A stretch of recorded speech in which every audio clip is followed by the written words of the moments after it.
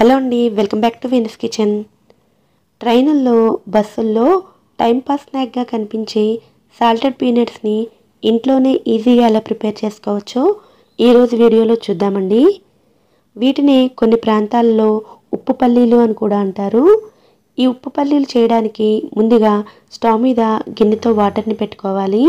ఇందులోనే ఒక స్పూన్ ఉప్పు వేసుకుని ఒకసారి కలుపుకొని ఈ వాటర్ని బాయిల్ చేసుకోవాలి. నీళ్లు ఇలా మరుగుతున్నప్పుడు ఇందులో పల్లీలను వేసుకుని ఈ పల్లీలను 5-6 నిమిషాల పాటు నీళ్ళతో ఉడికించుకోవాలి. సాధారణంగా ఈ ఉప్పు పల్లీలకి పొడవుగా ఉన్న పల్లీలను ఉపయోగిస్తారండి. కానీ మనకి ఇంట్లో అందుబాటులో ఉండే పల్లీలతో కూడా ఈ ఉప్పు పల్లీలను చేసుకోవచ్చు. 5-6 నిమిషాల పాటు ఉడికించుకున్న తర్వాత స్టవ్ ఆఫ్ చేసుకుని మూత పెట్టుకుని మరొక 5 నిమిషాల పాటు వదిలేయాలి. 5 నిమిషాల తర్వాత ఈ పల్లీలను వాటర్ నుండి తీసుకుని మరొక గిన్నెలోకి వేసుకోవాలి. ఇలా గిన్నెలోకి తీసుకున్న తర్వాత ఒక 10 నిమిషాల పాటు ఆరబెట్టుకోవాలి. ఈ పల్లీలు ఆరేలోపు స్టవ్ మీద కడాయిలో ఉప్పును వేసుకోవాలి. ఉప్పును మీడియం ఫ్లేమ్లో కలుపుతూ బాగా వేడి చేసుకోవాలి.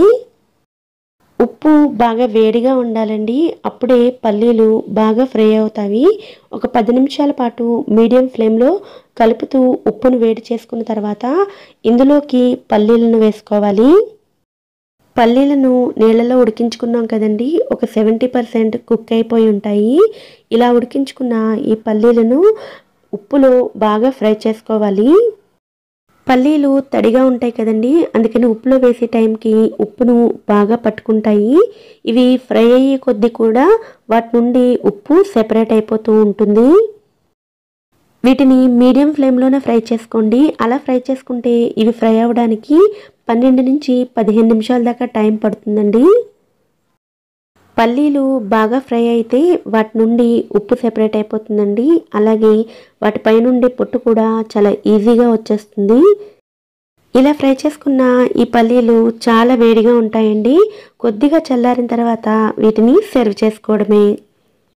వీటిని మీరు ఇలాగే తీసుకోవచ్చు, లేదంటే పైన పొట్టును సెపరేట్ చేసుకోవాలంటే ఓ క్లాత్లో వేసుకుని బాగా రబ్ చేసుకున్నట్లయితే పొట్టంతా ఈజీగా సెపరేట్ అయిపోతుంది.